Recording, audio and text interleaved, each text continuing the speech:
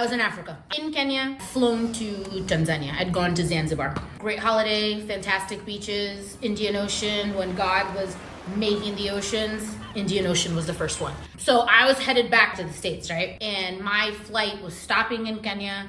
I had a really long layover. So I had told one of my cousins, like, yo, I'm gonna be here for like a long layover. Let's go get drunk. Let's go have a nice dinner and then drop me back off the airport and I'll go back home, right? So my cousin comes and he picks me up in a company car, covered in all of these decals, right? Think like a NASCAR race, all the sponsorship stickers, whatever.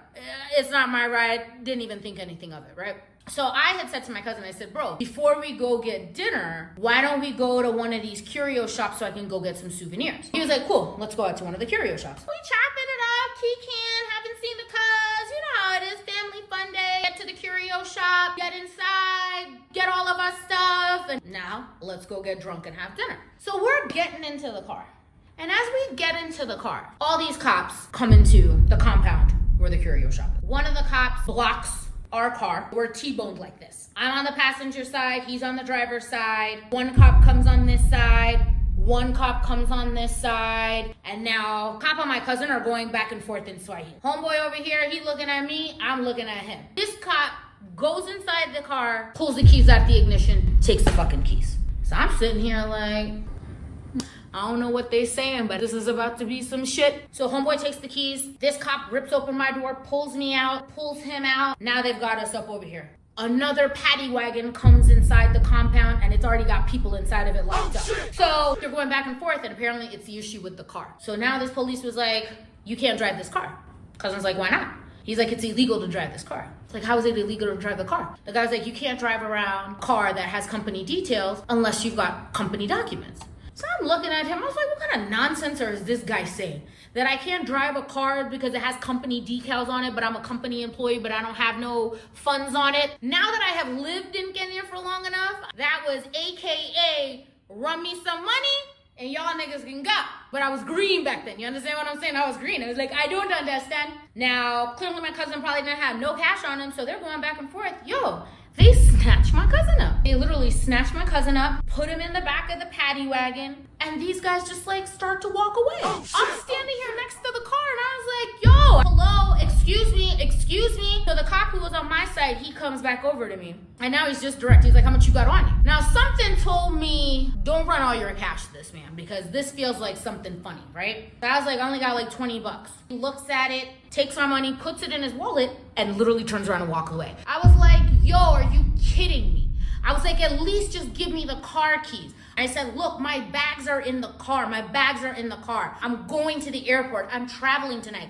Please just give me the car keys.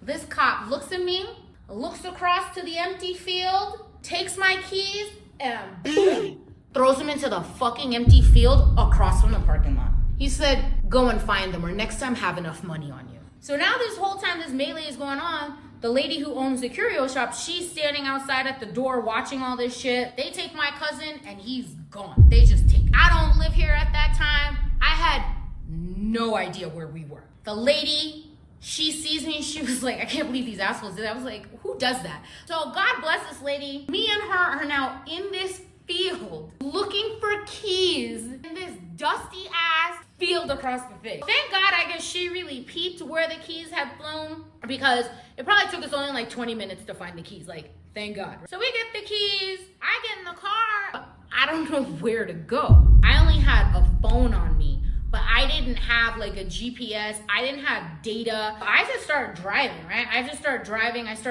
and then I came upon this cyber cafe. So I go inside, I'm telling the guy, boom, this is what happened. I was like, fuck, whose numbers do I know, right? And I was like, yo, my aunt had sent me something earlier. I get onto the thing, I pull up the email, and I find my aunt's number. So I'm calling her, I was like, Rupo, this is what happened. I don't know what to do. And she was like, you know, my daughter used to go to school out there. Because I'm telling her where the cyber cafe is, right? Like I gave it to the guy, please tell her where we are. They are talking.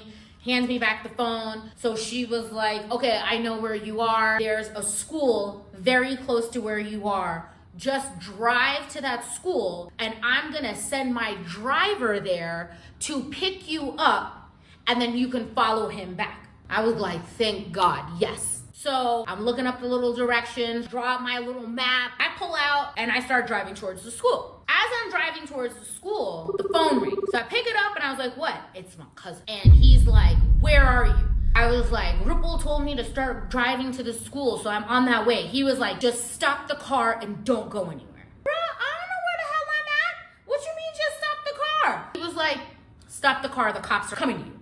I was like, what the fuck are you talking about? So I do as I'm told. Stop the car, I pull over. 10 minutes later, same big ass paddy wagon that had locked his ass up pulls up behind, right? There's another cop car, the cop car stops in front. So now I'm sandwiched in between these two cop cars. Cop in the front, gets out, the paddy wagon unlocks my cousin, he jumps at the back, he comes up. The cop comes up to the driver, he pulls the door, pulls me out, get in the back. I was like, you don't have to be so fucking rude. So I get into the back, my cousin gets into the back, and now one of the cops who's in the front, one of the paddy wagon cops gets into the car. Other cop car drives away, this thing drives away. This cop now starts driving our car, busts a U-turn, and is going in the opposite direction. So now I start freaking out. I was like, what the fuck is happening? This is not the direction I'm going in. These men just give me one of them looks where I was like, you know what, Rita? Sometimes you don't have to say everything. My cousin's fucking elbow was like, shut the fuck up, shut the fuck up. I was like, I don't know what this is, and I don't want no parts of whatever this is, okay? So now we're driving back in the other direction. I'm trying to be quiet up over here. It's starting to get dark outside. I'm definitely not trying to get robbed back up out of here. I really would just like to go back to the airport and next time not do one of this nonsense stopping in the middle of a city, trying to go run the streets real quick and just be responsible. So we're driving, and then all of a sudden, the driver gets a call. And whoever was on that phone must have really been somebody because the way this cop straightened up, so the driver like tightens up. He just tightens up. Yes, sir. No, sir. Okay, sir. I'm looking at my cousin. He's looking at me. What is happening? The cop pulls over. The paddy wagon stops behind us. The cops open up the doors, literally get out, leave the keys in the car, turn to my cousin and say, you're free to go. And I was like, what the fuck is happening? We waited until the cops left. My cousin is shaking. I was like, what happened? He was like, hold on. He goes into the back of the car, pulls out a big bottle of vodka, and we just take 2 shots. Boom, boom. And I was like, what happened? He said, I called such and such. And I think he called somebody who knows somebody. And that's what happened. And I was like, damn. So now I'm telling my cousin, I was like, well, fuck dinner. I need to just leave, right? Homegirl said, let's go meet at the school over here. My cousin was like, fuck it, I'll just take you to the airport, right? So I now call my aunt back and I was like, hey, listen, Cuzzo is back. I was on the way to the school. Here goes my aunt like, oh, Rita, gosh, I'm so sorry. And I was like, why? You know, imagine my daughter doesn't even go to that school anymore. I totally forgot. I was like, so you was just gonna send me to a school that you knew nobody was gonna be? She was like, yeah, you know, Rita, I'm really like sorry. I was like, huh, okay. I'm gonna go to the airport. Hung up with my aunt, with my cousin. I said, I hope you're good enough to drop me to the airport. Actually, then we did end up just stopping for dinner anyways because we still had to eat. And literally my cousin was like, I'm never going to a Kenyan jail. Now, what's interesting is, fast forward like a number of years later, that nigga definitely went back to jail.